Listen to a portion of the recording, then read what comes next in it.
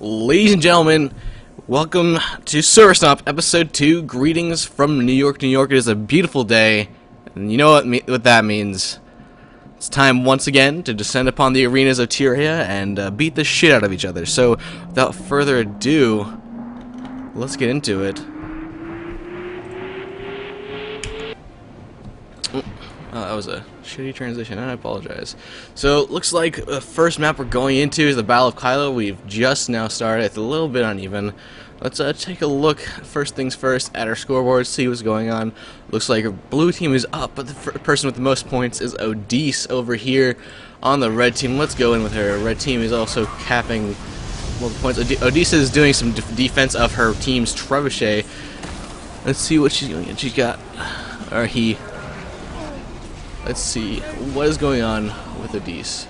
He's using a short bow of energy, a golden greatsword of energy, making sure that they get about half of a bar of endurance when they roll. But oh, he's down, and not speared actually. Let's see if Tengu can get his spear through it, and there it is. Yep. So that's another 5 points for blue team, but red team is actually up. Let's see what's going on elsewhere here on the map. Just pull up the map right now, actually. So it looks like Clock Tower is actually not being fought over yet. Red team is red engineer is trying to fight his way into it, and a blue team party of 2 necromancers is trying to take out the red trebuchet.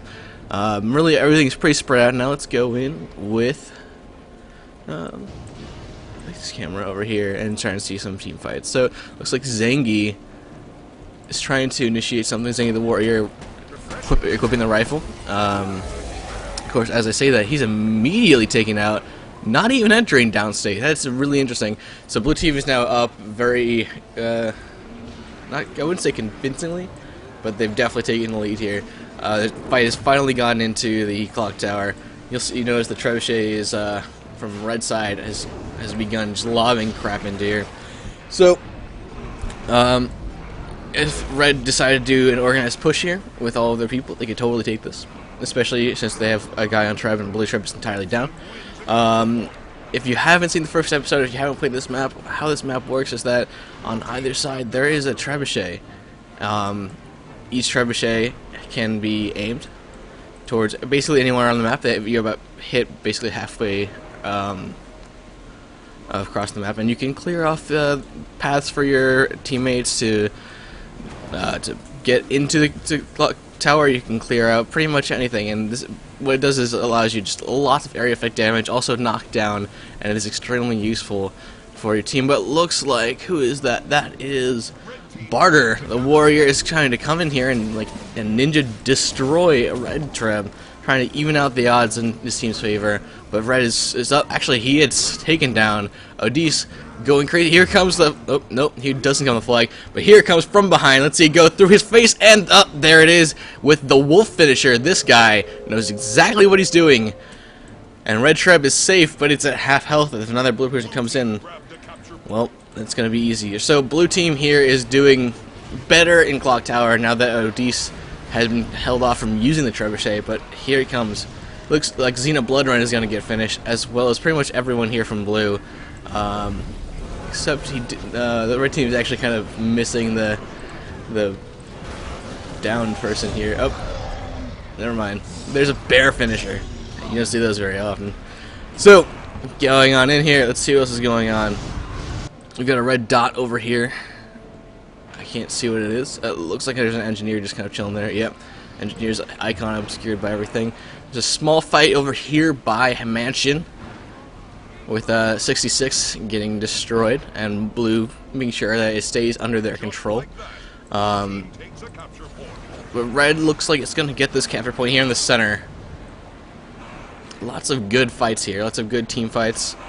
We're seeing some pretty interesting stuff happening. But as I say that, look at red trebuchet. Odisse is here alone, and there's a party from blue teams coming in. A necromancer with all of his minions out. Yep, Odisse is not going to be able to hold this. He's actually going to definitely lose this. What I would like to see during this time is allow blue team to kind of take this, because if they have a majority of their forces, which they do, if, for example, let's try and go with all people here. You've got the warrior who came in earlier, Barter. You've got pretty like 4 or 5 people here from blue. You can go and do exactly what red team's doing over here in Mansion, and stealth cap Mansion. So you've got 2 people over here from Mansion, 2 rangers with pets, allowing them to take on Smita, the Necromancer. She's going to go down, without a doubt. But let's go back to Red Tribe and check out the battle. Looks like it's over. Blue team just now cleaning things up. Really, there's only a Thief over here and 2 Lake. Nope. Ghostweed, who popped his Thieves Guild skill. The odds here are not in his favor.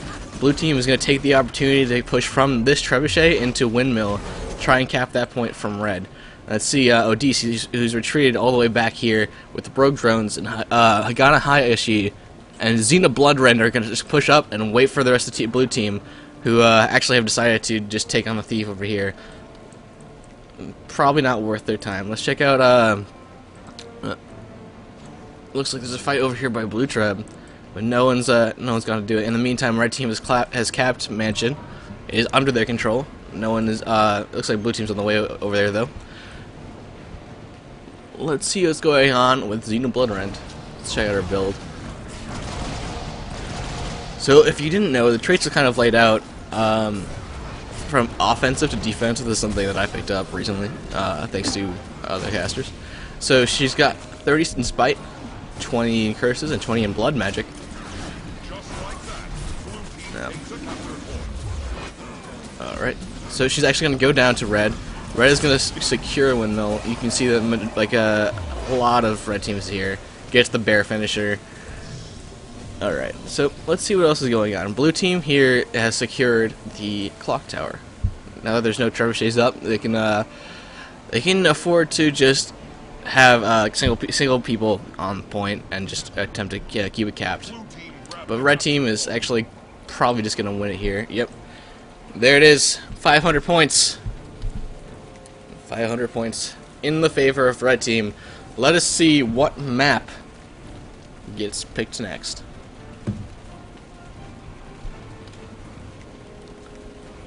Oh.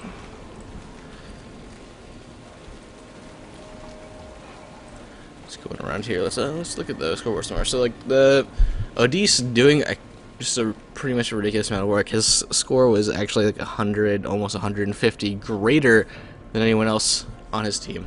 Let's jump into spectator mode. And we wait for players. So this is Raid on the Capricorn, everyone's kind of least favorite map, basically because of the ruins, which forces players to learn and play in underwater combat. Which, since this is the only underwater cap point in all of structured PvP, kind of it's not balanced. It has a hard time just people have a hard time learning it. It's another additional barrier of entry for people because they just haven't learned a good way to fight underwater. So as we check this out, we'll see the split from the teams. It looks like a 7-on-7. Oh, of course, I'm an idiot. Let's see if I can just jump back on in here. One moment, guys. Well, this is embarrassing. Anyway, as I was saying, so Raid on the Capricorn is the only sPvP map that has and forces underwater combat for a point. So, let's say you're used to playing a map that doesn't have that. Well, it's kind of hard to get the experience needed to really excel in underwater combat, especially considering you have that that third axis, the up and down, in addition to the X and Y, you know. So let's go in with Tengu over here, this Necromancer. Red team has managed to take beach, but it looks like they've lost dock and they're fighting for ruins, but I don't think they're going to take it. Let's jump over to the ruins, and yeah, this is definitely blue team's point to lose, having capped it earlier, and they have the sharks. They've got a Necromancer down there, or two, and they'll be fine. So that deals with all the pressure here at ruins. We've got a single It looks like a single red guy, yep, decides to give up. Let's go to fight a dock. Red team taking back what was originally theirs. Look at all of the red here on the map, forcing back the warriors in barter and everyone else to just try and get away. Blue team's going to use the fact that they have the sharks to their advantage, but it's not going to stop red team. He actually will probably get finished here. Let's see if he goes down. Actually, what's going on here? See, this is what makes underwater combat so hard. A lot of people don't understand the mechanics. See, he just rallied. If he were on land, he wouldn't probably have not been able to do that. So we're gonna follow Bardic some more. Let's check out what he's rolling. He's rolling with Runes of Lissa. Whoa. Guess he died. Axe and Shield and Warhorn and Sword. Okay. Now, let's see the team movements right here. We've got blue team kind of spread out, but they're really, I think, in a better position to cap here at the beach, or rather defend.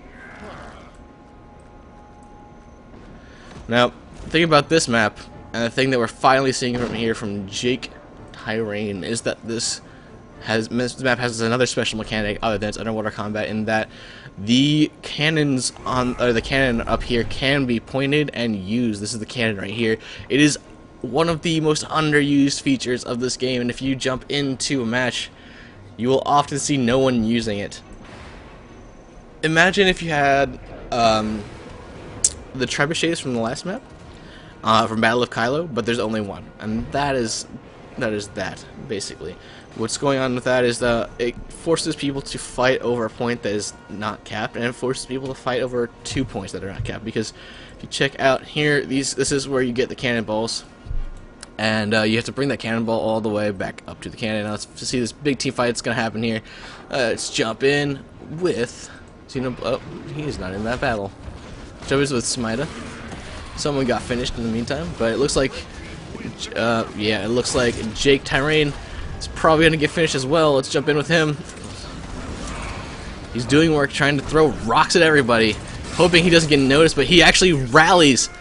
Let's watch him use his mace build, his axe mace build, to just try and take this point here. He's goes down again and is destroyed. So red has this point on lockdown. Pretty much everyone's fine here, but at the same time, this is still blue's games to lose. They're up by about 40 points. Let's check out the ruins and see the action here. Red Necromancer's in Xena Bloodrend, and her minions are here trying to take the sharks, and they have them. Can Jake Tyrain, who's off the respawn and fresh, take out this minion force of Xena Bloodrend? Let's find out. Let's jump in with him. Can he poke this woman to death? Well, let's go in with Xena Bloodrend. Right now, she's popped her plague form. She's brought the kind of rather Jake has aggroed the shark in, but here comes more from red team. Agana, Hayashi, and Vini, and blue team is not going to take this point any day. But as I say that, they are defending the beach point from Samida and Hannah Elizabeth, plus another guy over here behind the tree that I can't see. That would be more Soba X, who has gone down and will get... Oh, no. Interrupts the spear going to him. Can he do it for long? Can anyone come over and save him? Nope. There's the flag. Alright, let's jump in with more people over here.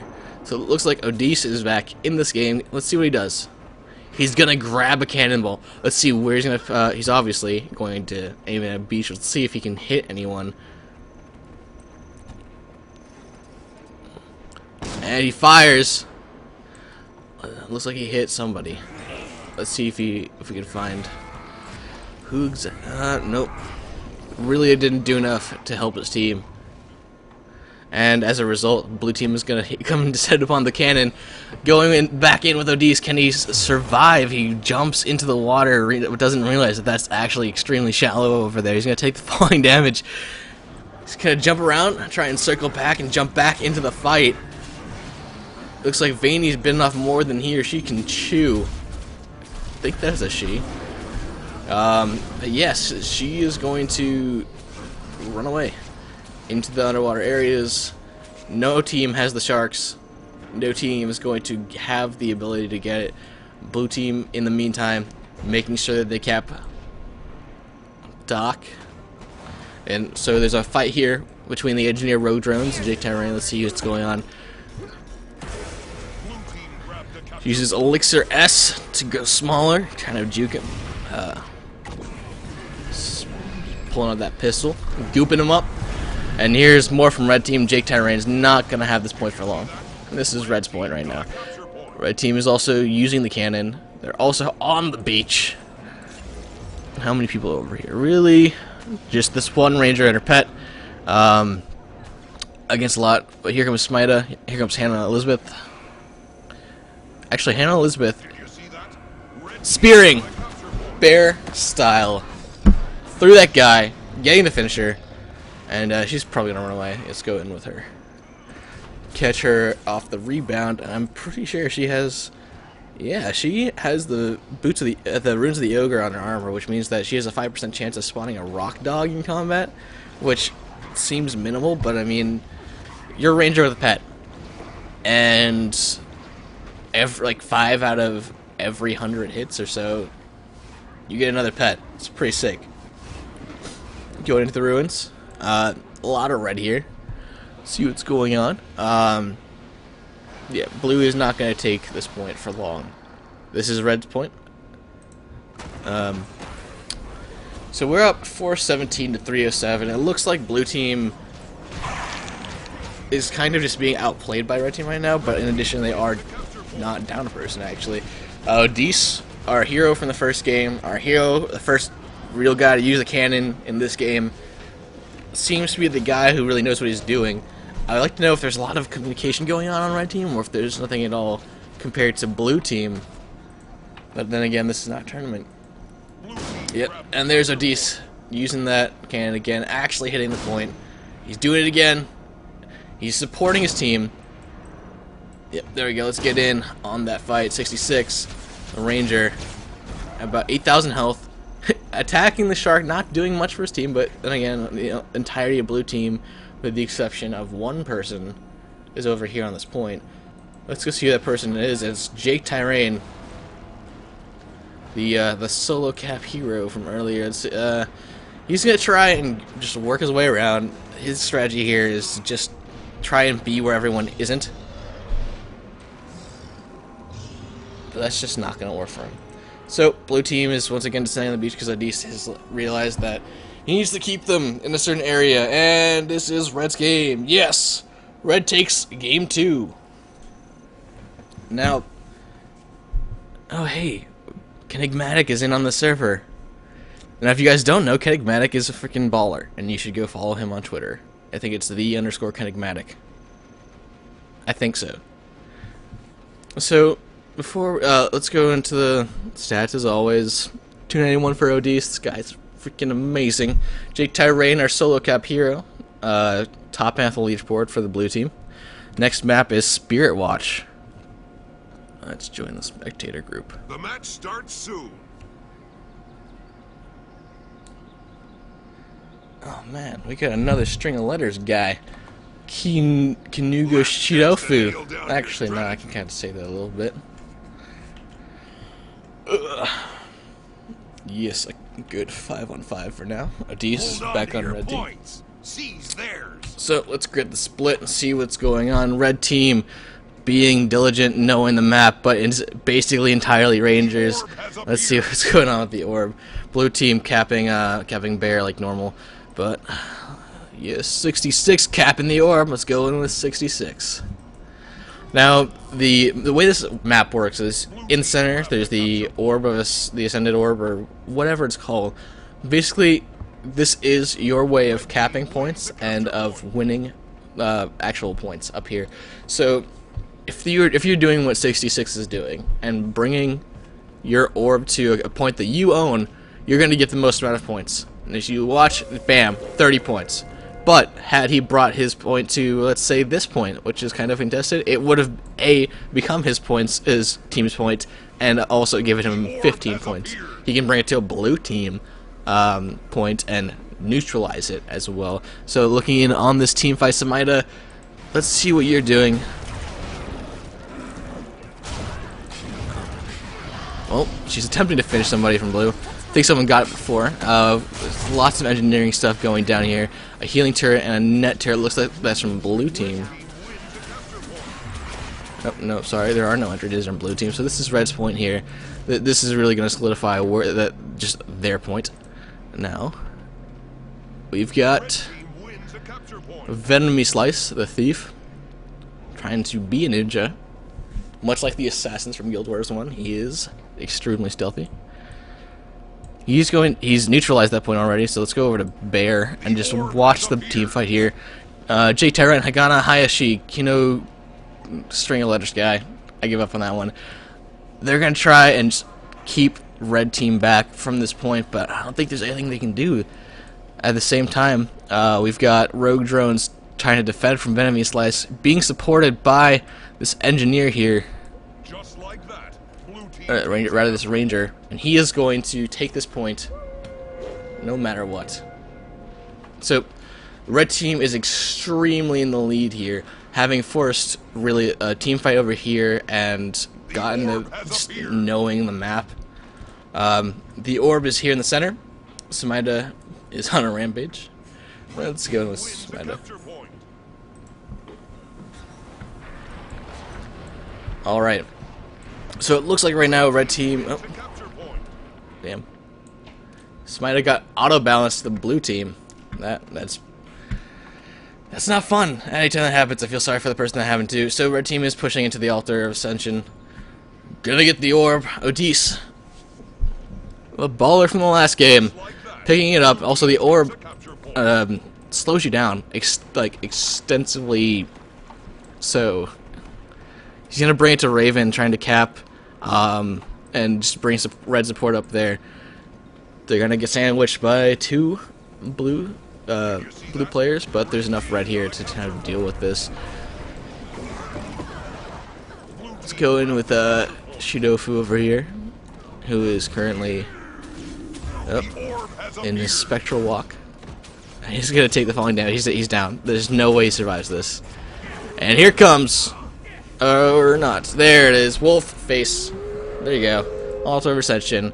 Let's watch Barter try and stop rogue drones and pretty much all of red team to take this orb.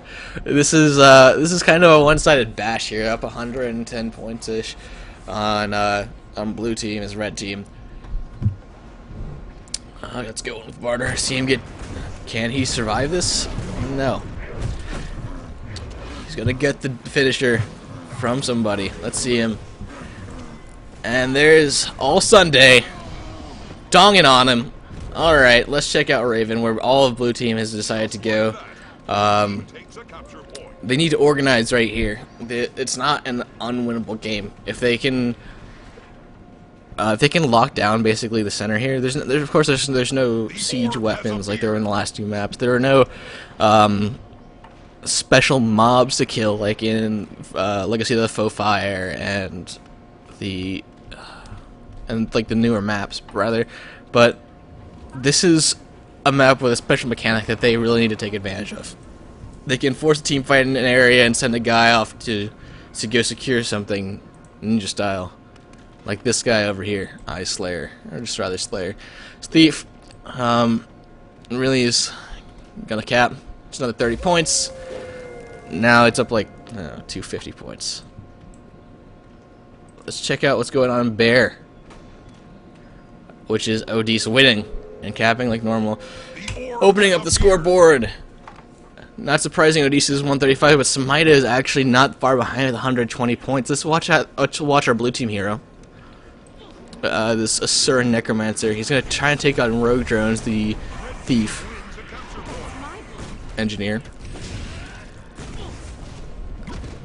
He's going to get gooped up by her pistol shot, but he's just doing a lot of work. He's switching into his Death Shroud, using his life force to power his skills and his as HP in this form. You know, he's not really using a lot of his skills. He's just kind of like auto-attacking, which is not surprising. Now he's switched to a weapon where he's using skills, which is his staff. He's going to throw down all these points. He's going to enter Death Stride again, but he's low on health, and he's down. So Rogue Drones can finish this guy right now. Finish him. Do it! You can do it. I believe in you. See what you can do when someone believes in you, Rogue Drones? Alright, anyway. We've held on this too long. Blue team is camping the point for the orb. And of course, as soon as it appears, red team is here to take it. Blue team can't take this fight. Let's get, if they honestly look like Kororo Rangers alt tab for a second. I'm sorry. Let's go in with Odisse. Dodge rolling all over. Remember, if we open up his map, his build,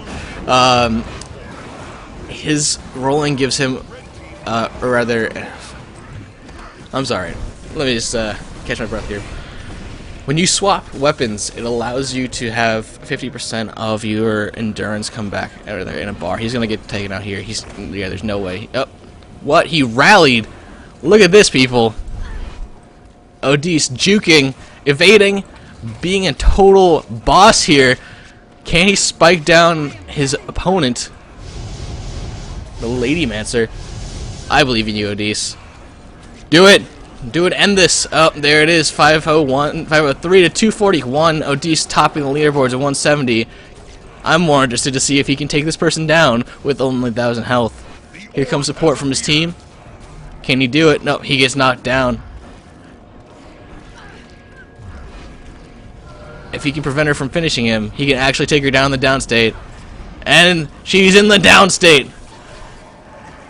He's going to try and heal as much as possible as teammate comes in, and now we are entering Temple of the Silent Storm. My last map.